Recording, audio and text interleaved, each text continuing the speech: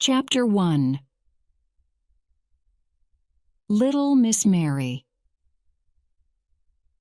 Nobody seemed to care about Mary. She was born in India, where her father was a British official. He was busy with his work, and her mother, who was very beautiful, spent all her time going to parties. So an Indian woman, Kamala, was paid to take care of the little girl. Mary was not a pretty child. She had a thin, angry face and thin yellow hair. She was always giving orders to Kamala, who had to obey. Mary never thought of other people but only of herself. In fact, she was a very selfish, disagreeable, bad-tempered little girl. One very hot morning, when she was about 9 years old, she woke up and saw that instead of Kamala, there was a different Indian servant by her bed. "What are you doing here?" she asked crossly. "Go away and send Kamala to me at once." The woman looked afraid. "I'm sorry, Miss Mary, she can't come." Something strange was happening that day. Some of the house servants were missing, and everybody looked frightened. But nobody told Mary anything, and Kamala still did not come. So at last, Mary went out into the garden and played by herself under a tree. She pretended she was making her own flower garden and picked large red flowers to push into the ground. All the time she was saying crossly to herself, "I hate Kamala. I'll hit her when she comes back." Just then, she saw her mother coming into the garden with a young Englishman. They did not notice the child, who listened to their conversation. "It's very bad, is it?" her mother asked the young man in a worried voice. "Very bad," he answered seriously. "People are dying like flies. It's dangerous to stay in this town. You should go to the hills where there's no disease." "Oh, I know," she cried. "We must leave soon." Suddenly they heard loud cries coming from the servants' rooms at the side of the house. "What's happened?" cried Mary's mother wildly. "I think one of your servants has just died. You didn't tell me the disease is here in your house." "I didn't know," she screamed. "Quick, come with me." And together they ran into the house. Now Mary understood what was wrong. The terrible disease had already killed many people in the town, and in all the houses people were dying. In Mary's house, it was Kamala who had just died. Later that day, 3 more servants died there. All through the night and the next day, people ran in and out of the house, shouting and crying. Nobody thought of Mary. She hid in her bedroom, frightened by the strange and terrible sounds that she heard around her. Sometimes she cried, and sometimes she slept. When she woke the next day, the house was silent. "Perhaps the disease has gone," she thought, "and everybody is well again. I wonder who will take care of me instead of Kamala. Why doesn't someone bring me some food? It's strange the house is so quiet." But just then she heard men's voices in the hall. "How sad," said one. "That beautiful woman." "There was a child too, wasn't there?" said the other, "although none of us ever saw her." Mary was standing in the middle of her room when they opened the door a few minutes later. The 2 men jumped back in surprise. "My name is Mary Lennox," she said crossly. "I was asleep when everyone was ill, and now I'm hungry." "It's the child, the one nobody ever saw," said the older man to the other. "They've all forgotten her." "Why was I forgotten?" asked Mary angrily. "Why has nobody come to take care of me?" The younger man looked at her very sadly. "Poor child," he said. "You see, there's nobody left alive in the house, so nobody can come." In this strange and sudden way, Mary learnt that both her mother and her father had died. The few servants who had not died had run away in the night. No one had remembered little Miss Mary. She was all alone. Because she had never known her parents well, she did not miss them at all. She only thought of herself, as she had always done. "Where will I live?" she wondered. "I hope I'll stay with people who'll let me do what I want." At first she was taken to an English family who had known her parents. She hated their untidy house and noisy children, and preferred playing by herself in the garden. One day she was playing her favorite game, pretending to make a garden, when one of the children, Basil, offered to help. "Go away!"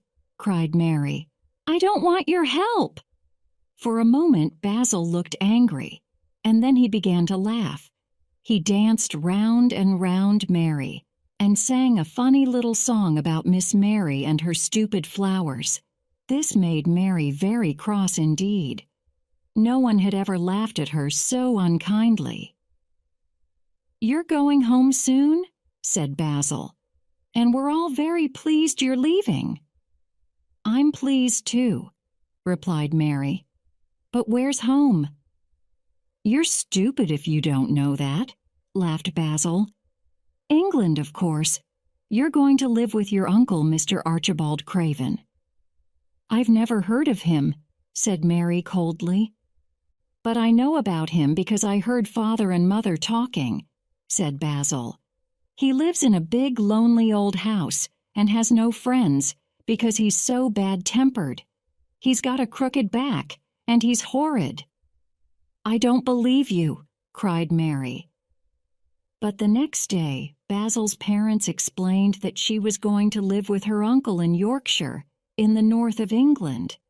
Mary looked bored and cross and said nothing. After the long sea journey, she was met in London by Mr. Craven's housekeeper, Mrs. Medlock. Together they traveled north by train. Mrs. Medlock was a large woman, with a very red face and bright black eyes. Mary did not like her, but that was not surprising, because she did not usually like people. Mrs. Medlock did not like Mary either. "What a disagreeable child," thought the housekeeper. "But perhaps I should talk to her. I can tell you a bit about your uncle if you like," she said aloud. "He lives in a big old house, a long way from anywhere. There are nearly 100 rooms, but most of them are shut and locked. There's a big park round the house and all kinds of gardens. Well, what do you think of that?" "Nothing," replied Mary. "It doesn't matter to me." Mrs. Medlock laughed. "You're a hard little girl. Well, if you don't care, Mr. Craven doesn't either. He never spends time on anyone. He's got a crooked back, you see, and although he's always been rich, he was never really happy until he married." "Married?" repeated Mary in surprise. "Yes, he married a sweet, pretty girl, and he loved her deeply. So when she died—" "Oh, did she die?" asked Mary, interested. "Yes, she did. And now he doesn't care about anybody. If he's at home, he stays in his room and sees nobody. He won't want to see you, so you must stay out of his way and do what you're told." Mary stared out of the train window at the gray sky and the rain. She was not looking forward to life at her uncle's house. The train journey lasted all day, and it was dark when they arrived at the station. Then there was a long drive to get to the house. It was a cold, windy night, and it was raining heavily. After a while, Mary began to hear a strange, wild noise. She looked out of the window, but could see nothing except the darkness. "What's that noise?" she asked Mrs. Medlock. It's not the sea, is it?" "No, that's the moor. It's the sound the wind makes blowing across the moor." "What is a moor?" "It's just miles and miles of wild land, with no trees or houses. Your uncle's house is right on the edge of the moor." Mary listened to the strange, frightening sound. "I don't like it," she thought. "I don't like it." She looked more disagreeable than ever. Chapter 2. Mary in Yorkshire. They arrived at a very large old house. It looked dark and unfriendly from the outside. Inside, Mary looked around the big shadowy hall and felt very small and lost. They went straight upstairs. Mary was shown to a room where there was a warm fire and food on the table. "This is your room," said Mrs. Medlock. "Go to bed when you've had some supper, and remember, you must stay in your room. Mr. Craven doesn't want you to wander all over the house." When Mary woke up the next morning, she saw a young servant girl cleaning the fireplace. The room seemed dark and rather strange, with pictures of dogs and horses and ladies on the walls. It was not a child's room at all. From the window, she could not see any trees or houses, only wild land, which looked like a kind of purple sea. "Who are you?" she asked the servant coldly. "Martha, miss," answered the girl with a smile. "And what's that outside?" Mary continued. "That's the moor," smiled Martha. "Do you like it?" "No," replied Mary immediately. "I hate it." "That's because you don't know it. You will like it. I love it. It's lovely in spring and summer when there are flowers. It always smells so sweet. The air's so fresh, and the birds sing so beautifully. I never want to leave the moor." Mary was feeling very bad-tempered. "You're a strange servant," she said. "In India, we don't have conversations with servants. We give orders, and they obey, and that's that." Martha did not seem to mind Mary's crossness. "I know I talk too much," she laughed. "Are you going to be my servant?" asked Mary. "Well, not really. I work for Mrs. Medlock. I'm going to clean your room and bring you your food, but you won't need a servant except for those things." "But who's going to dress me?" Martha stopped cleaning and stared at Mary. "That canna dress thysen?" she asked, shocked. "What do you mean? I don't understand your language." "Oh, I forgot. We all speak the Yorkshire dialect here, but of course you don't understand the— I meant to say, can't you put on your own clothes?" "Of course not. My servant always used to dress me." "Well, I think you should learn to dress yourself. My mother always says people should be able to take care of themselves, even if they're rich and important." Little Miss Mary was furious with Martha. "It's different in India where I come from. You don't know anything about India, or about servants, or about anything. You... She could not explain what she meant. Suddenly she felt very confused and lonely. She threw herself down on the bed and started crying wildly. Now, don't cry like that," Martha said gently. "I'm very sorry, you're right. I don't know anything about anything. Please stop crying, miss."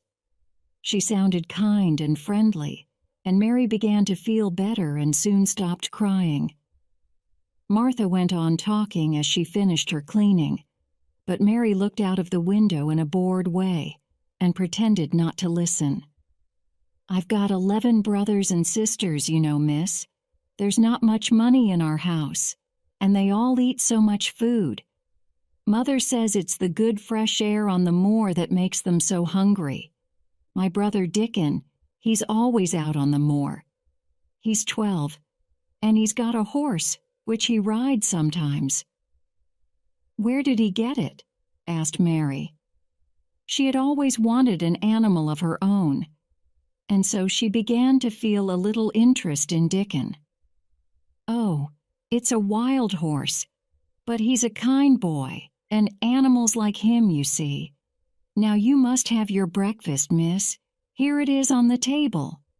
"I don't want it," said Mary. "I'm not hungry." "What?" cried Martha. "My little brothers and sisters would eat all this in 5 minutes." "Why?" asked Mary coldly. "Because they don't get enough to eat, that's why, and they're always hungry. You're very lucky to have the food, miss." Mary said nothing, but she drank some tea and ate a little bread. "Now put a coat on and run outside to play," said Martha. "It'll do you good to be in the fresh air." Mary looked out of the window at the cold gray sky. "Why should I go out on a day like this?" she asked. "Well, there's nothing to play with indoors, is there?" Mary realized Martha was right. "But who will go with me?" she said. Martha stared at her. "Nobody. You'll have to learn to play by yourself. Dickon plays by himself on the moors for hours with the wild birds and the sheep and the other animals." She looked away for a moment. "Perhaps I shouldn't tell you this, but one of the walled gardens is locked up.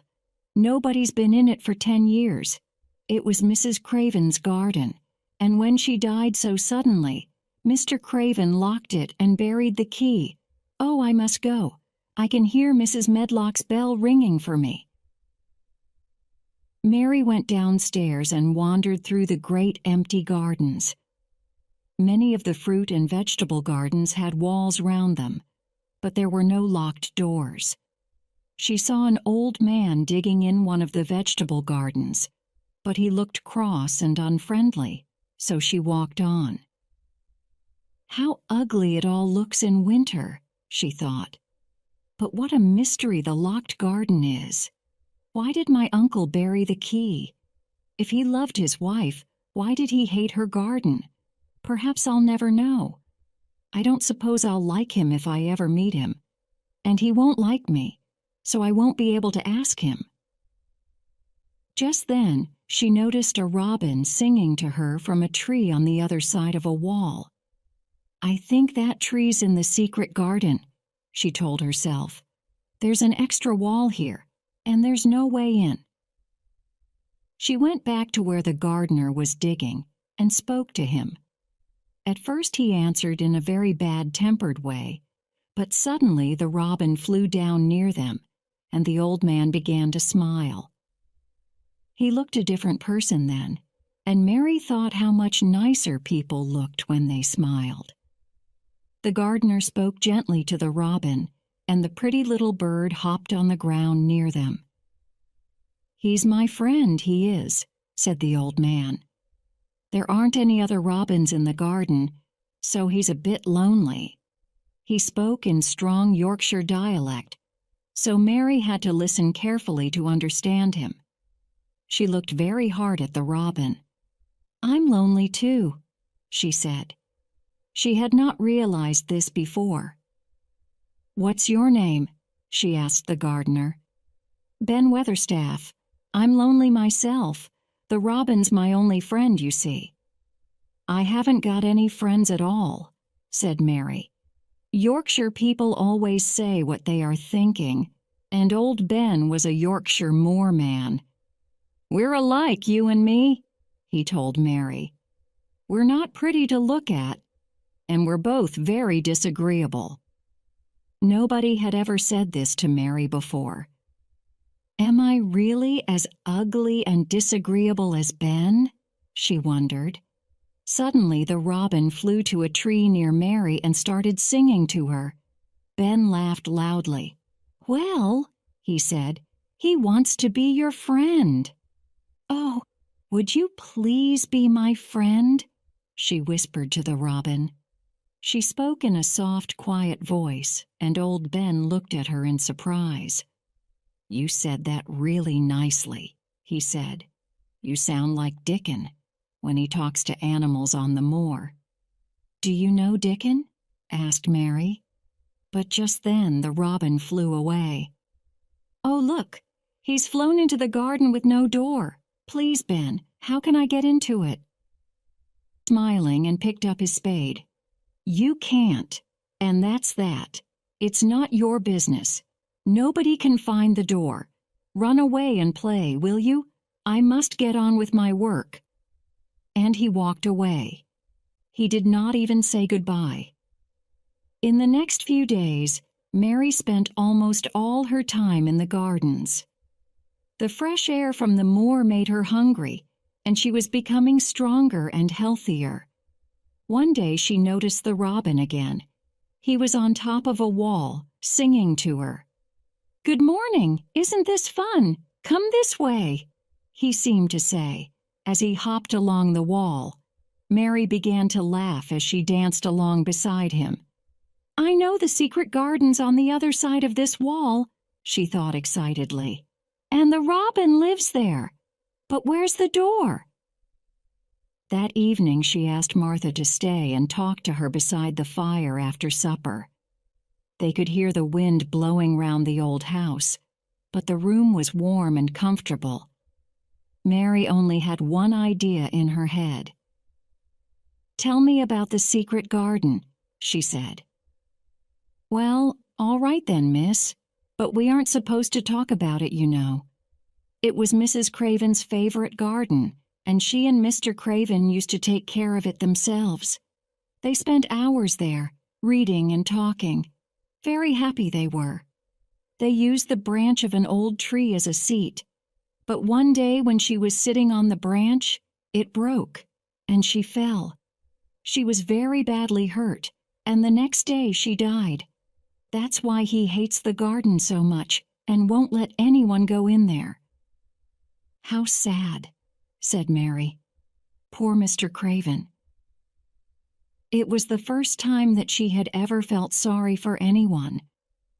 Just then, as she was listening to the wind outside, she heard another noise in the house. "Can you hear a child crying?" she asked Martha. Martha looked confused. No," she replied. "No, I think it must be the wind." But at that moment, the wind blew open their door, and they heard the crying very clearly. "I told you," cried Mary. At once Martha shut the door. "It was the wind," she repeated. But she did not speak in her usual natural way, and Mary did not believe her. The next day it was very rainy, so Mary did not go out. Instead, she decided to wander round the house, looking into some of the 100 rooms that Mrs. Medlock had told her about. She spent all morning going in and out of dark, silent rooms, which were full of heavy furniture and old pictures. She saw no servants at all, and was on her way back to her room for lunch when she heard a cry. "It's a bit like the cry that I heard last night," she thought. Just then, the housekeeper, Mrs. Medlock, appeared, with her keys in her hand. Just then, Mrs. Medlock appeared. "What are you doing here?" she asked crossly. "I didn't know which way to go, and I heard someone crying," answered Mary. "You didn't hear anything. Go back to your room now, and if you don't stay there, I'll lock you in." Mary hated Mrs. Medlock for this. "There was someone crying, I know there was," she said to herself. "But I'll discover who it is soon." She was almost beginning to enjoy herself in Yorkshire. Chapter 3. Finding the Secret Garden.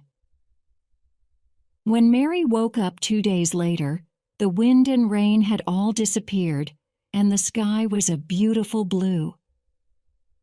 "Spring will be here soon," said Martha happily. "You'll love the moor then, when it's full of flowers and birds." "Could I get to the moor?" asked Mary. "You've never done much walking, have you? I don't think you could walk the 5 miles to our cottage." "But I'd like to meet your family," Mary said. Martha looked at the little girl for a moment. She remembered how disagreeable Mary had been when she first arrived.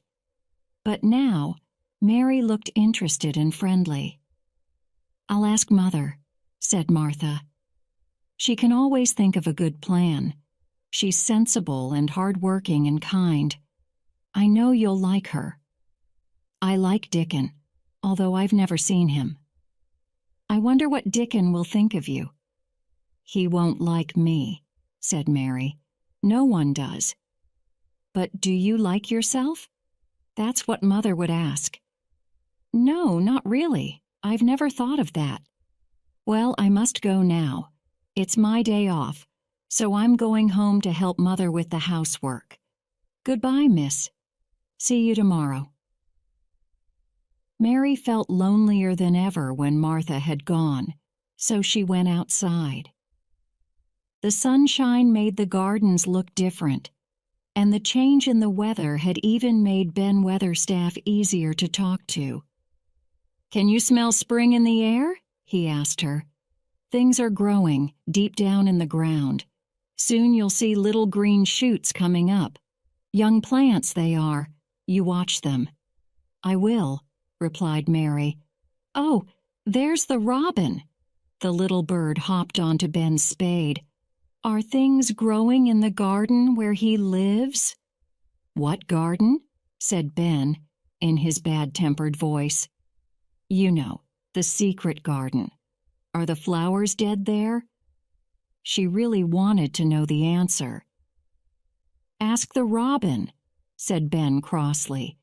"He's the only one who's been in there for the last 10 years. 10 years was a long time, Mary thought. She had been born 10 years ago. She walked away thinking. She had begun to like the gardens, and the robin, and Martha, and Dickon, and their mother. Before she came to Yorkshire, she had not liked anybody. She was walking beside the long wall of the secret garden when a most wonderful thing happened.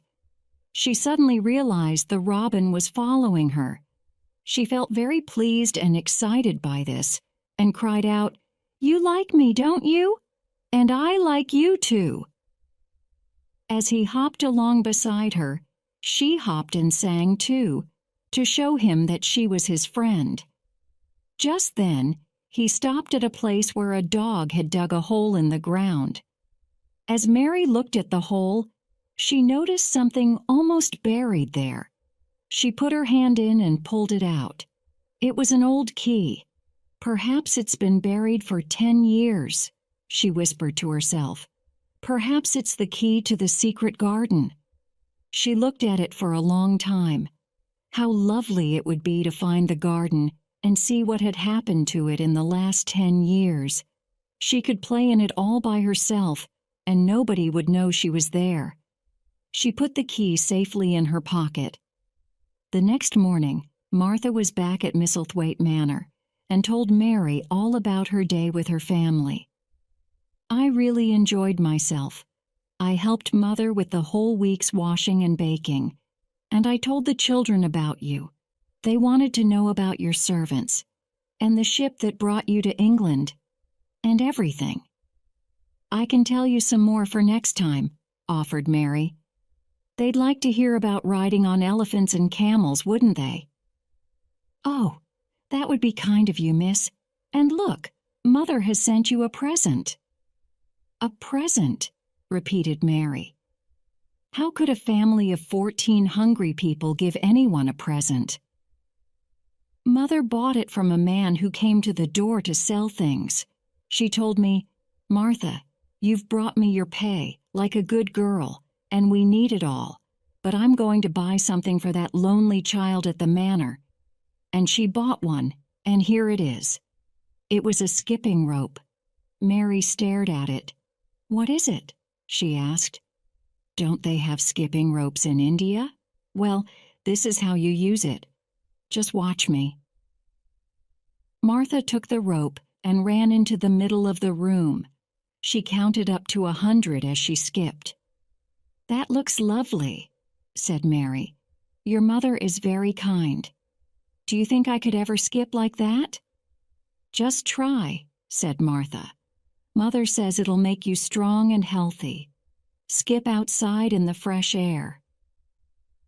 Mary put her coat on and took the skipping rope. As she was opening the door, she thought of something and turned round. "Martha, it was your money, really. Thank you." She never thanked people usually, and she did not know how to do it. So she held out her hand, because she knew that adults did that. Martha shook her hand and laughed. "You're a strange child," she said, "like an old woman. Now run away and play." The skipping rope was wonderful. Mary counted and skipped and counted, until her face was hot and red. She was having more fun than she had ever had before. She skipped through the gardens until she found Ben Weatherstaff, who was digging and talking to his robin. She wanted them both to see her skip. "Well," said Ben, "you're looking fine and healthy today. Go on skipping. It's good for you." Mary skipped all the way to the secret garden wall, and there was the robin. He had followed her. Mary was very pleased. "You showed me where the key was yesterday," she laughed. "I've got it in my pocket, so you ought to show me the door today." The robin hopped onto an old climbing plant on the wall and sang his most beautiful song. Suddenly the wind made the plant move, and Mary saw something under the dark green leaves. The thick, heavy plant was covering a door. Mary's heart was beating fast, and her hands were shaking as she pushed the leaves away and found the keyhole. She took the key out of her pocket, and it fitted the hole. Using both hands, she managed to unlock the door. Then she turned round to see if anyone was watching, but there was no one, so she pushed the door, which opened slowly, for the first time in 10 years. She walked quickly in and shut the door behind her. At last, she was inside the secret garden. It was the loveliest, most exciting place she had ever seen. There were old rose trees everywhere, and the walls were covered with climbing roses. She looked carefully at the gray branches. Were the roses still alive? Ben would know. She hoped they weren't all dead. But she was inside the wonderful garden, in a world of her own. It seemed very strange and silent, but she did not feel lonely at all. Then she noticed some small green shoots coming up through the grass. So something was growing in the garden after all. When she found a lot more shoots in different places, she decided they needed more air and light, so she began to pull out the thick grass around them. She worked away, clearing the ground, for 2 or 3 hours, and had to take her coat off because she got so hot. The robin hopped around, pleased to see someone gardening. She almost forgot about lunch, and when she arrived back in her room, she was very hungry and ate twice as much as usual. "Martha," she said as she was eating, "I've been thinking. This is a big, lonely house, and there isn't much for me to do. Do you think, if I buy a little spade, I can make my own garden?" "That's just what Mother said," replied Martha. "You'd enjoy digging and watching plants growing. Dickon can get you a spade and some seeds to plant if you like." "Oh, thank you, Martha. I've got some money that Mrs. Medlock gave me. Will you write and ask Dickon to buy them for me?" "I will, and he'll bring them to you himself." "Oh, then I'll see him." Mary looked very excited. Then she remembered something. "I heard that cry in the house again, Martha. It wasn't the wind this time. I've heard it 3 times now. Who is it?" Martha looked uncomfortable. "You mustn't go wandering around the house, you know. Mr. Craven wouldn't like it. Now I must go and help the others downstairs. I'll see you at tea time." As the door closed behind Martha, Mary thought to herself, This really is the strangest house that anyone ever lived in. Chapter 4. Meeting Dickon. Mary spent nearly a week working in the secret garden. Each day she found new shoots coming out of the ground. Soon, there would be flowers everywhere. Thousands of them. It was an exciting game to her. When she was inside those beautiful old walls, no one knew where she was. During that week, she became more friendly with Ben, who was often digging in one of the vegetable gardens. "What are your favorite flowers, Ben?" she asked him one day. "Roses. I used to work for a young lady who loved roses, you see, and she had a lot in her garden. That was 10 years ago, but she died. Very sad it was." "What happened to the roses?" asked Mary. "They were left there, in the garden. If rose branches look dry and gray, are they still alive?" asked Mary. It was so important to know. "In the spring they'll show green shoots and then—" "But why are you so interested in roses?" he asked. Mary's face went red. "I just wanted to pretend I've got a garden. I haven't got anyone to play with." "Well, that's true," said Ben. He seemed to feel sorry for her. Mary decided she liked old Ben, although he was sometimes bad-tempered. She skipped along and into the wood at the end of the gardens. Suddenly, she heard a strange noise, and there in front of her was a boy. He was sitting under a tree, playing on a wooden pipe. He was about 12, with a healthy red face and bright blue eyes.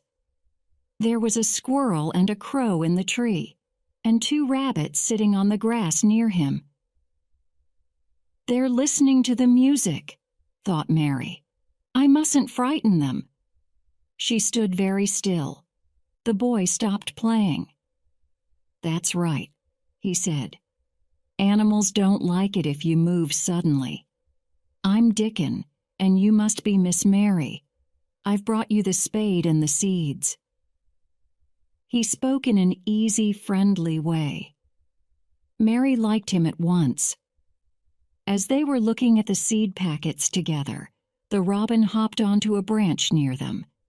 Dickon listened carefully to the robin's song. "He's saying he's your friend," he told Mary. "Really? Oh, I am pleased he likes me. Can you understand everything that birds say?"